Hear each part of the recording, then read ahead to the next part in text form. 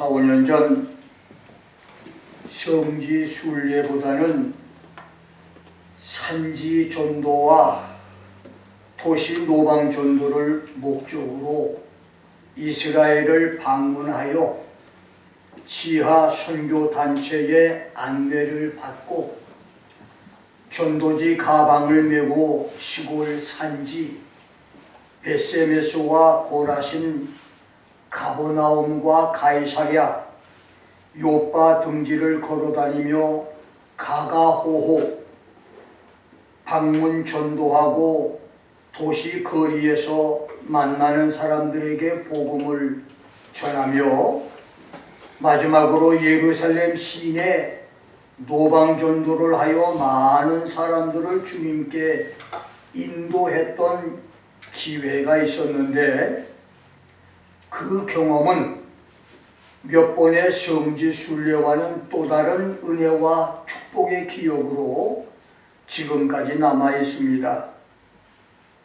그 전도 여행 중간쯤에 전도팀이 티베리아 해변가 호텔에 투숙할 기회가 있었는데, 그때 나는 하루의 전도 일정을 마치고 모두 피곤했지만 전도 일행 중 몇 사람을 차에 태우고 예수님의 3년 반 전도 사역 중심 무대였던 갈릴리 지역 여러 어촌의 야경을 바라보며 한 시간 남짓 걸리는 드라이브 코스로 대도시 순환도로 벨트웨이처럼 한 바퀴를 돌면서 칠흑의 어두움으로 뒤덮인 갈릴리 바다를 둘러싸고 이곳 저곳의 어촌과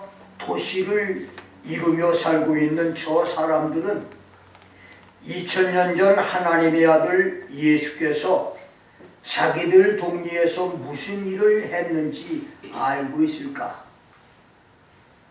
이사야 9장 1절 2절대로 스불론 땅과 납달리 땅과 요단강 저편 해변길과 이방의 갈릴리로 불러졌던 땅, 동족 이스라엘 사람들에게까지 변두리 땅으로 버림을 받았던 땅, 열왕기상 9장 10절 13절에서는 20년에 걸쳐 성전과 왕궁을 지어준 대가로 솔로몬에게 갈릴리 20성읍을 선물 받은 두로왕 히람이 worthless land, not my taste, 아무 쓸모없는 땅, 내 맘에 들지 않는 땅이라고 무시해버렸던 갈릴리가 마태복음 4장 15절 16절에서 예수님이 40일 금식 기도를 마치고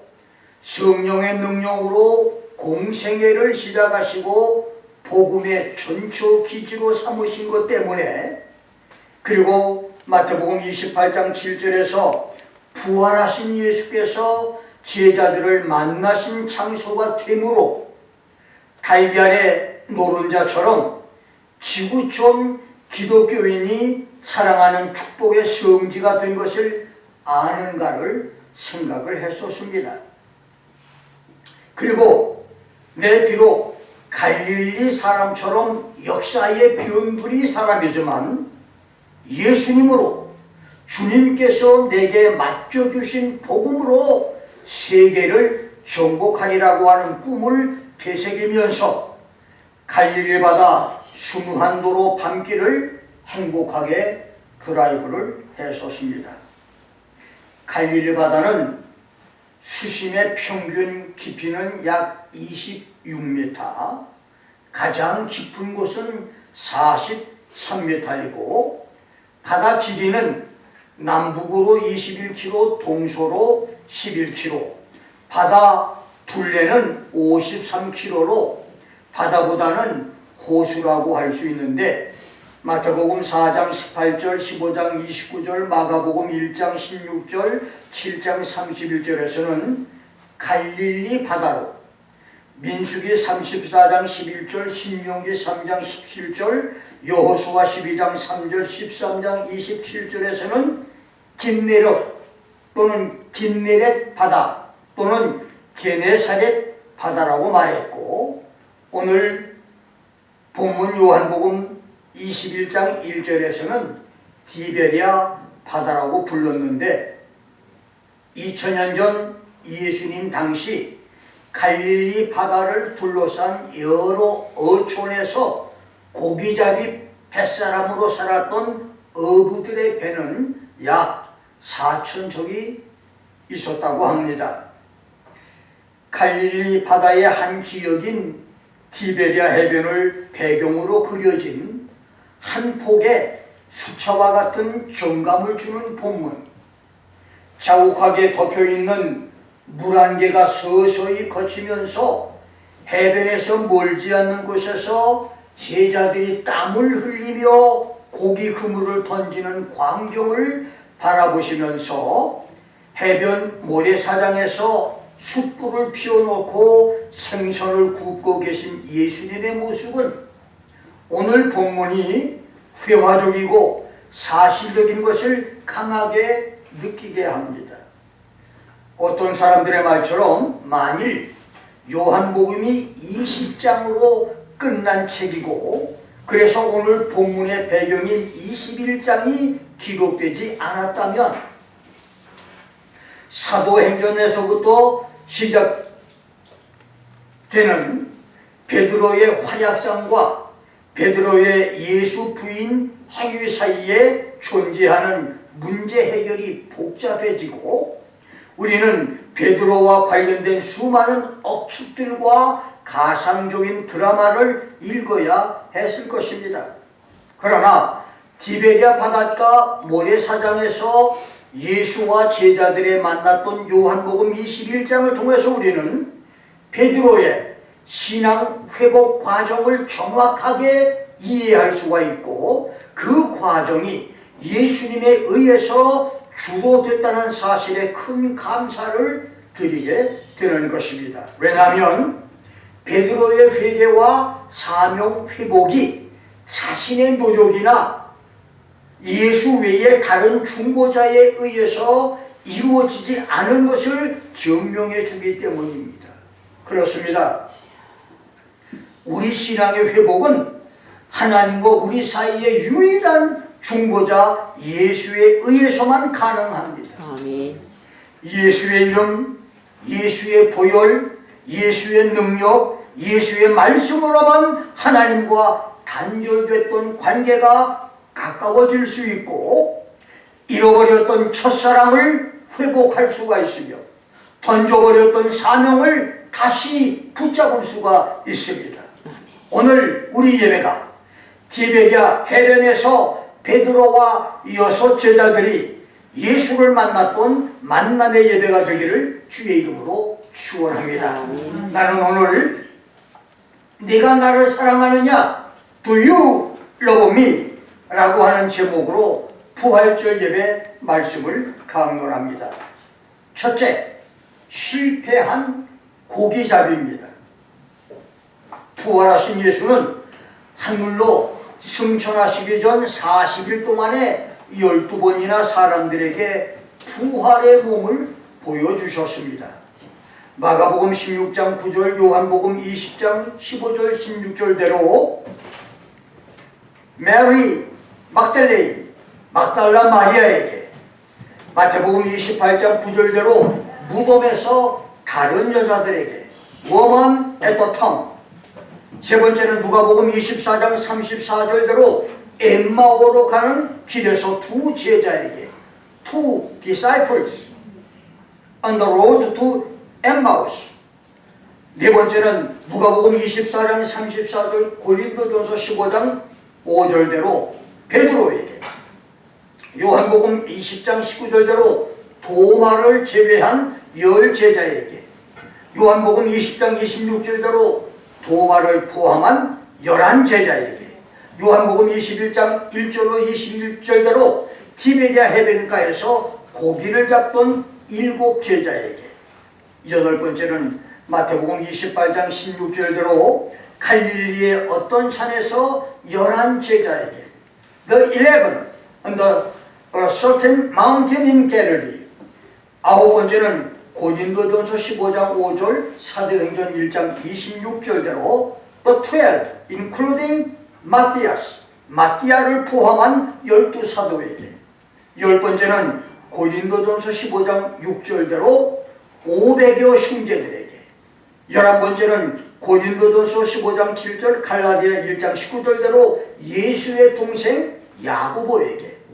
12번째는 고린도전서 15장 7절, 마가복음 16장 19절로 20절, 누가복음 24장 50절로 53절, 사도행전 1장 3절로 12절대로 베다니에서 하늘로 승천하시면서 모든 사도들에게 나타내셨고, 마지막으로 사도행전 9장 1절로 5절, 고린도전서 15장 8절에서는 사도 바울에게 나타나셨습니다. 디베랴 해변에서 7 제자에게 나타나신 것을 오늘 요한복음 21장 14절에서는 제자들에게 세 번째로 나타나신 것이다. This is now the third time that Jesus was manifested to the disciples. 이 말씀은 여자들이나 한두 사람 제자들에게 나타나신 것은 제외하고 도마를 제외한 10 제자들, 도마를 포함한 11 제자, 베드로를 포함한 7 제자 등 여러 제자들에게 세 번째로 나타나셨다고 하는 것을 가리키는데, 그날 디베랴 해변에서 예수님이 만난 제자들은 갈릴리 벳사람 출신 제자들, 베드로와 안드레, 야고보, 요한, 도마와 나다나엘과 빌립으로, 그들은 예수를 처형한 유대인들이 계속해서 예수 추종자들을 감시하고 혐의점을 찾아 핍박을 하려고 혈안이 돼 있어서 그것을 피하려고 고기 잡는 핑계로 바다로 갔든지, 아니면 예수의 십자가 처형을 보고 예수를 통해서 성공 출세하려던 기대와 희망이 사라짐으로 실망해서 옛날 직업으로 돌아간 것인데, 놀랍게도 그들은 밤새도록 그물질을 했지만 한 마리의 고기도 잡지를 못했습니다. 그렇습니다. 물을 떠난 고기가 잠시 동안은 살 수 있어도 얼마 후에는 죽듯이, 불타는 나무가 아궁이를 떠나면 잠시 후에 불이 꺼져버리듯 예수 떠난 사람, 믿음을 떠난 사람, 은혜를 떠난 사람, 자기 사명을 떠난 사람은 처음에는 자유롭고 즐겁고 기쁘겠지만 얼마 후에는 그 영혼이 죽습니다.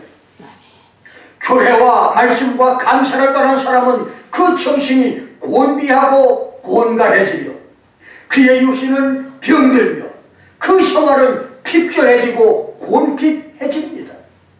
베드로와 6 제자는 고기자지로 잔뼈가 굵어진 베테랑 어부들이었지만 그들이 밤이 맞도록 던졌던 그물에는 한 마리의 고기도 없었습니다. 실패뿐이었습니다. 갈릴리에 서식하는 고기는 알이나 새끼를 입속에 넣고 키우는 에디오피아 원산의 키프리과 어족과 갈릴리 바다의 주요 어족인 잉어과 생선, 베드로 고기라고 불리는 고기도 여기에 속합니다. 세 번째는 대형 어족인 메기과 고기가 있는데, 예수님 당시 갈릴리 어촌 뱃사람들의 고기잡이는 그물을 물 위로 던져서 물속으로 그물이 가라앉을 때 그물 안에 들어있는 고기를 건져 올리는 암피블레스트론, 얕은 물투망 고기잡이가 있었고, 깊은 물에서 배가 이동하며 쓸어가면서 고기를 잡는 사게네, 저예망 고기잡이가 있었는데, 예수의 제자들은 암피블레스트론과 사게네, 투망 고기잡이와 저예망 고기잡이 모두에게 능수능란한 사람들이었지만 그 그 밤에 어떤 고기도 잡히지 않았습니다. 그때 해변 모래사장에서 제자들을 보신 예수께서 그들을 향하여 Children, you don't have any fish, do you? 얘들아, 너희에게 고기가 있느냐고 물었고 그들은 없다고 대답을 합니다. 그러자 예수께서 배 오른편에 그물을 던져라. 그리하면 얻으리라. Cast the net on the right side of the boat and you will find. 그러자 제자들은 그 말이 누구 말인지도 모른 채 그물을 배 오른편에 던졌는데 그물을 물속으로 던지자마자 갑자기 투망 그 그물 속에서 고깃대들이 난리법석을 쳐서 그물을 들어 올리는데 너무 많아서 들 수가 없을 정도였었습니다. 그때 요한이 베드로에게 It is the Lord, 그가 주님이라고 소리쳤고 그 말에 정신이 번쩍 든 베드로는 물속으로 뛰어들어서 예수님께 헤엄을 쳐 달려가고 다른 제자들은 50간 200큐빗 약 90m에서 100m 되는 거리를 고기 든 그물과 배를 노져서 달려와 예수님을 만납니다. 오늘 여러분의 그물은 고기로 가득 찼습니까? 아니면 빈 그물입니까? 여러분의 인생은 성공한 인생입니까? 아니면 실패한 인생입니까?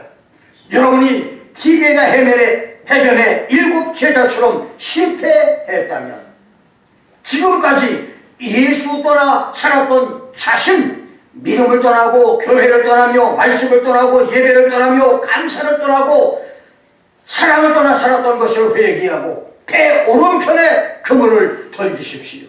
그러면 텅 빈 여러분의 실패의 그물 속에 축복의 고기들이 가득 채워질 줄을 믿습니다. 아멘. 배 오른편에 그물을 던져라. Cast your net on the right hand side of the boat. 이 말은 전도서 10장 2절에서 지혜자의 마음은 오른편에 있고 우매자의 미련한 자의 마음은 왼편에 있다. A wise man's heart is at his right hand, but a fool's heart at his left. 이 말씀대로 지혜 편에 지혜 쪽으로 인생의 그물을 던지라는 말씀입니다. 욥기 28장 28절에는 주를 경외함이 곧 지혜요 악을 떠나는 것이 명철이다.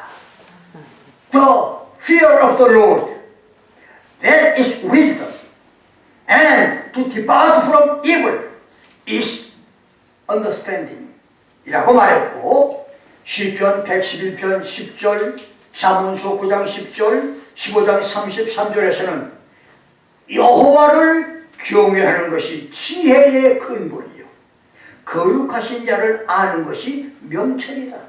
The fear of the Lord is the beginning of wisdom, and the knowledge of the Holy One is understanding 라고 말했으며 미가서 6장 9절에서는 완전한 지혜는 주님의 이름을 경외하는 것이라고 말했습니다.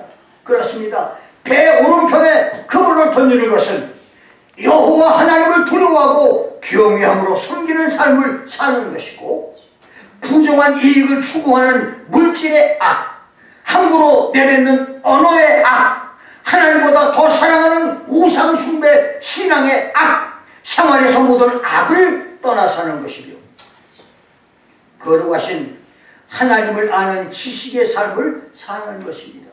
이렇게 살 때에 오른편에 그물을 던지는 사람에게 고기가 가득 찬 것처럼 이렇게 지혜롭게 사는 사람에게 하나님께서 축복을 주신다는 말입니다. 아멘. 두 번째는 신명기 33장 2절에서는 야훼 하나님의 오른손에는 불같은 율법이 있다. From his right hand went a fiery law for them이라고 말씀했어요. 배 오른편에 그물을 던지라는 말씀은 그래서 하나님 말씀으로 인생을 살아라. 말씀의 지배를 받아라. 말씀의 안내를 받아라. 말씀을 믿고 살라고 하는 말씀이요. 세 번째, 강하고 담대하게 살라는 말씀입니다. 사사기 5장 26절에서는 겐 사람 헤벨의 아내 야엘은 당대 천하를 호령하던 가나안의 군대 장관 시스라가 패전을 하여 자기 남편과의 친분 관계를 이용해서 피신해 왔을 때 연약한 여인으로 잠든 군대 장군 시스라 관자놀이에 장막 말뚝을 박아 죽이고 이스라엘 나라를 구한 여인이 됐습니다. 남자든 여자든 어른이든 아이든 인생을 성공하는 사람은 박사학위 소지자도 문골 좋은 사람도 머리 좋은 사람도 아니고 팔등신 미인도 아니고 하나님의 말씀을 믿는 믿음 안에서 강하고 담대한 사람입니다. 강하고 담대한 사람에게 하나님께서 그 배에 가득한 고기를 주시는 역사가 일어날 것입니다. 네 번째는 들을 귀를 가지고 살라는 말씀입니다. 누가복음 22장 50절에서 예수는 자기를 잡으러 온 군인 무리에 섞여 있다가 베드로의 칼에 오른편 귀가 떨어졌던 대제사장의 종 말고의 귀를 고쳐주셨는데 이것은 예수님의 지상에서의 마지막 치료의 기적입니다. 오른편에 그물을 던지라는 말은 고침을 받은 말고의 오른 귀처럼 들을 귀를 가지고 인생을 살라. 듣지 말 것은 멀리하고 들을 것은 듣고 살라는 말입니다. 그래서 예수님은 성경에서 15번이나 귀 있는 자는 들을지어다. 아무나 듣는 것이 아닙니다. 귀 있는 사람만 들을 것입니다. 다섯 번째, 하나님의 백성 편에 서서 인생을 살라는 말씀입니다. 오른편에 그물을 던지라는 말. 마태복음 25장 33절에서 예수님은 당신이 지상에 재림하여 세상을 심판할 때 적그리스도 대환란의 박해에서 하나님의 백성 편에 서서 핍박받는 이스라엘과 성도들을 돕는 사람들을 양의 민족으로 오른편에 둘 것이다. He will put the sheep on his right 라고 말했습니다. 오늘 한국교회는, 한국 국회는 민주당의 폭거로 검수완박, 검찰의 수사권을 완전히 박탈하는 법이 통과 직전에 있습니다.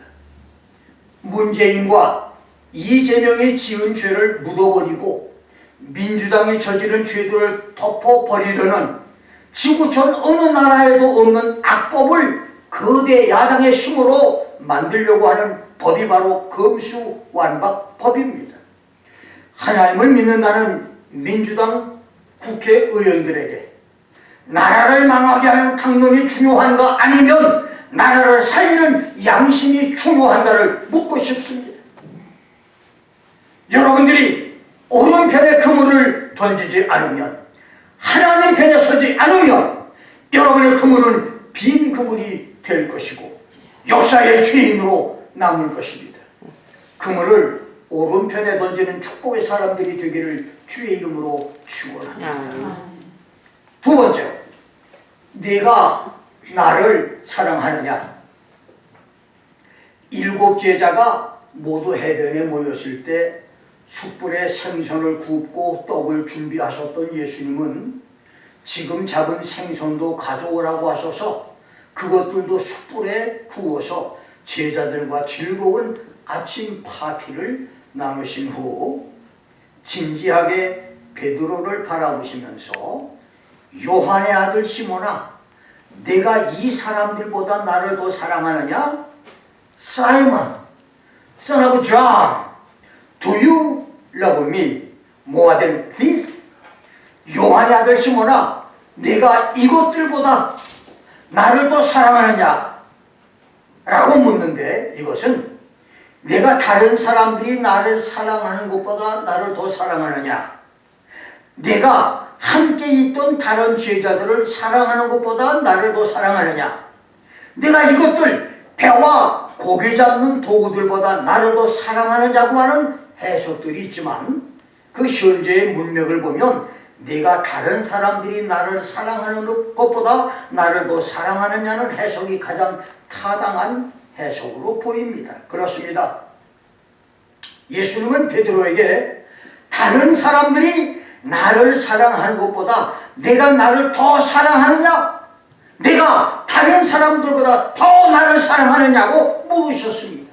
지금 주님께서 김 목사에게, 이 목사, 김 장로, 박 권사에게 내가 다른 사람보다 나를 더 사랑하느냐 질문한다면 여러분의 대답은 어떤 대답을 하시겠습니까?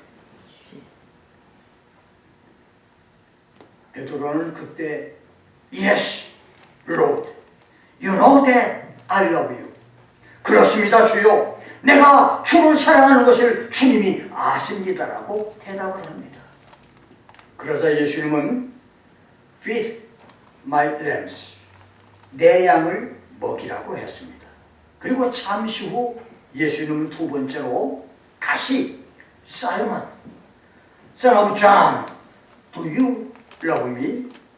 요한의 아들 시몬아, 네가 나를 사랑하느냐고 물었고, 베드로는 Yes, Lord, you know that I love you. 그렇습니다. 주여, 내가 주를 사랑하는 것을 주님이 아십니다라고 같은 대답을 합니다. 그러다 예수님은 Feed my sheep, 내 양을 치라고 말씀하셨고, 잠시 후 세 번째로 예수님은 요한의 아들 시몬아, 내가 나를 사랑하느냐고 다시 물었는데 똑같은 질문에 당황한 베드로는 근심을 하면서 주여, 모든 것을 아시니 내가 주를 사랑하는 줄을 주께서 아시나이다. Lord, you know all things. You know that I love you 라고 고백을 합니다. 그러자 예수님은 내 양을 먹이라, feed my sheep이라고 말씀하셨습니다. 이렇게 예수님은 베드로가 닭 울기 전에 세 번이나 예수님을 부인했던 것을 회복시키고자 세 번의 고백을 하게 만드셨습니다.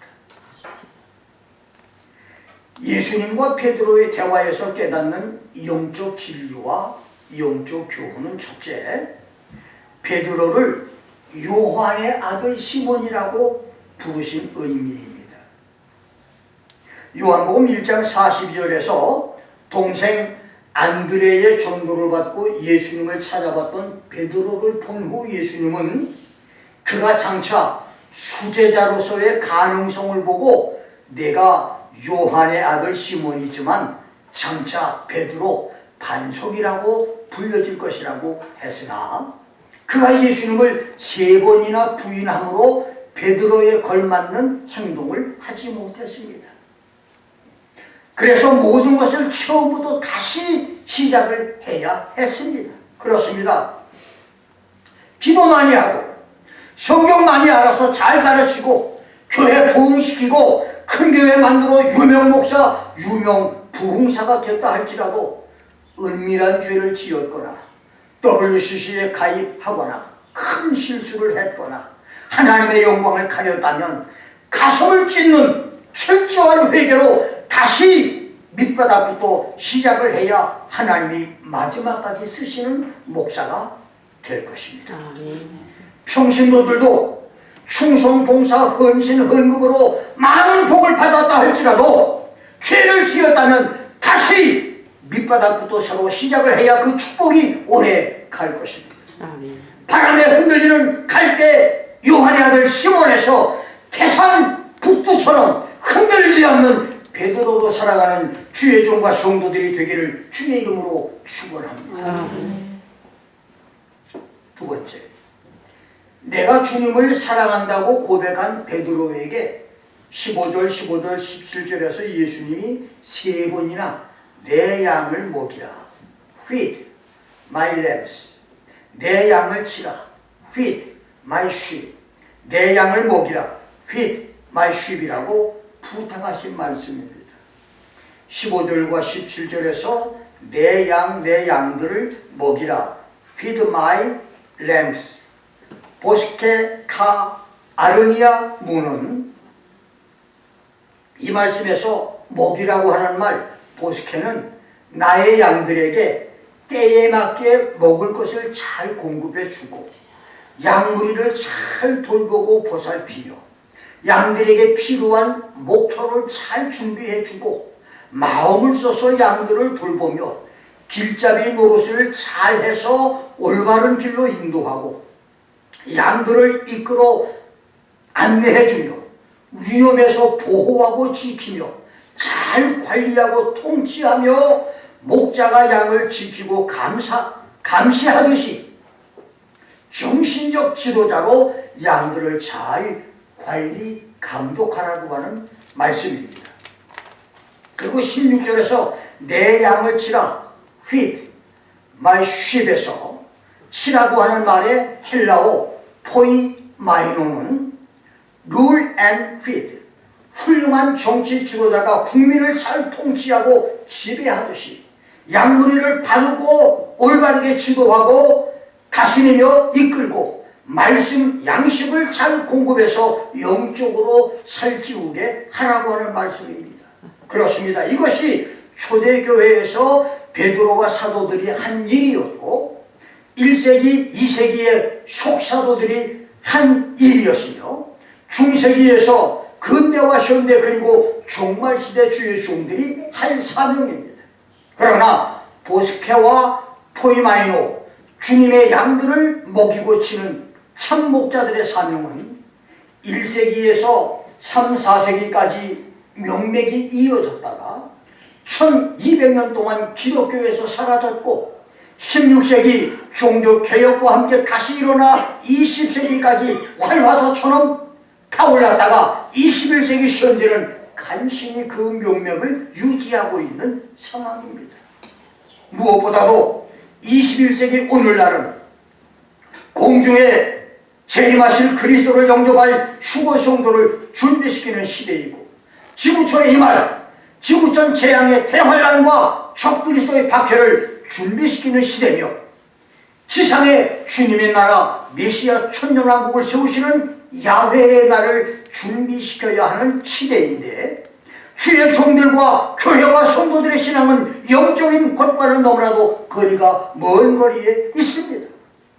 첫사랑을 잃어버린 에베소 교회, 예수 위한 환난과 궁핍과 핍박을 기뻐하는 소모나 교회 같은 교회가 없는 시대, 신학교와 교회에서 니골라와 발람에 교훈 영지주의 이단이 득세하는 포가모 교회, 가늠과 우상 숭배의 이세벨이 공공연하게 인정을 받는 두아데라 교회, 살았다 하는 이름을 가졌으나 실상은 죽은 사대교회, 작은 능력을 가지고 말씀을 지키고 예수 이름을 배반치 않았던 필라델비아 교회 같은 교회가 찾아보기 힘든 시대, 건물과 사람 모든 것을 가져서 부족한 것이 없다고 차보지만 영적인 곤고와 가련함과 가난한 것과 눈먼 것과 벌거벗은 것을 알지 못하는 라오디게아 교회들이 득세하는 시대가 바로 오늘 우리 시대인 것입니다.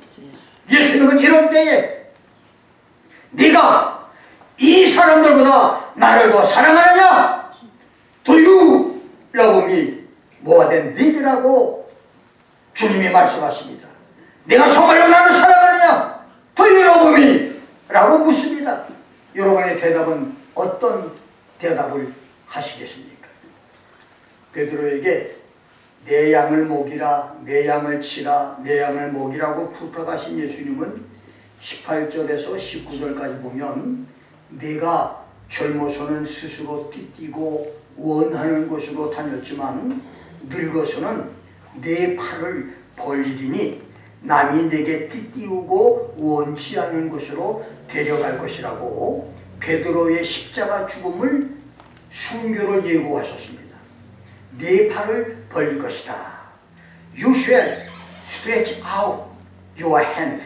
이 말은 이사야 65장 2절과 바나바서신 12장 4절 그리고 교부들 저스틴, 이레니우스, 키프리아는 십자가에 못 박힐 것을 예시한 것으로 해석을 했고 주후 88년에서 97년에 로마 감독 클레멘트는 베드로가 바울과 함께 로마에서 순교했다고 말했으며 터틀리안도 베드로가 네로 시대에 바울과 함께 십자가에 처형됐다고 했으며 역사가 유세비우스도 베드로가 자청에서 거꾸로 십자가에 달려 처형당했다고 기록했는데 신약 외경인 베드로 행전에서 기록을 보면 베드로가 박해를 피해서 로마를 떠나고 있을 때 길에서 마주오는 예수님을 보고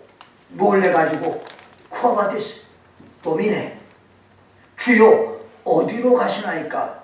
라고 묻자 예수님께서 내가 십자가에 다시 못 박혀 죽기 위해서 로마로 간다고 하는 말씀을 듣고 베드로가 회개하고 다시 로마로 들어가서 십자가에 못 박혀 죽는데 베드로가 로마에 형 집행하는 사람들에게 나는 예수님처럼 올바로 똑바로 십자가에 못 박혀 죽을 자격이 없다.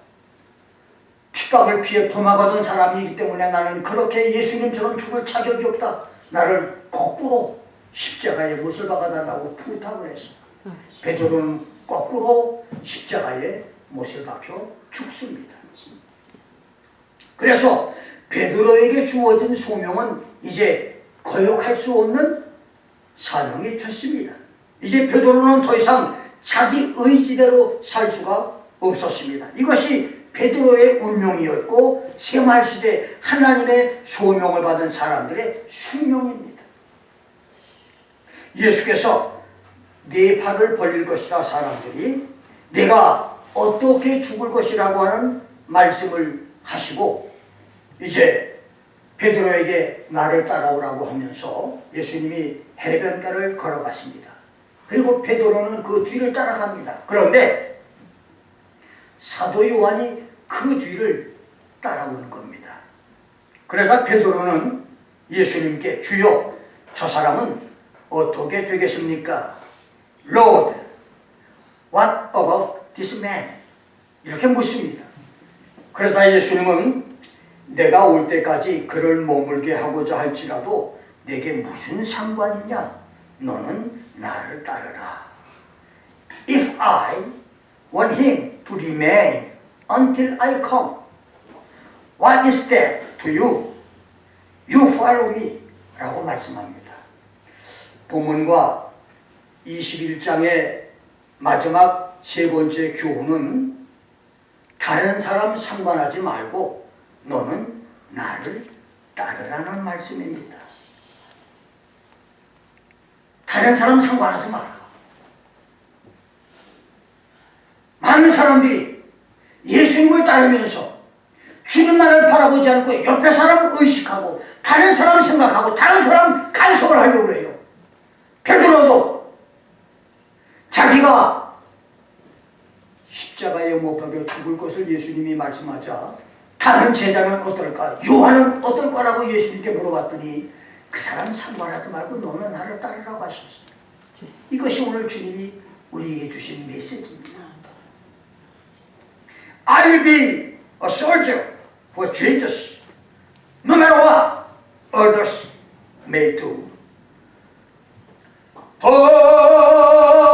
다른 사람 어찌든지 나는 주의 용사되리. 다른 사람 어찌되든 다른 사람이 어떻게 살든 다른 사람이 어떤 복음을 전하든 나는 주의 뜻을 따라 살겠습니다. 이것이 오늘 부활절의 메시지입니다. 아멘.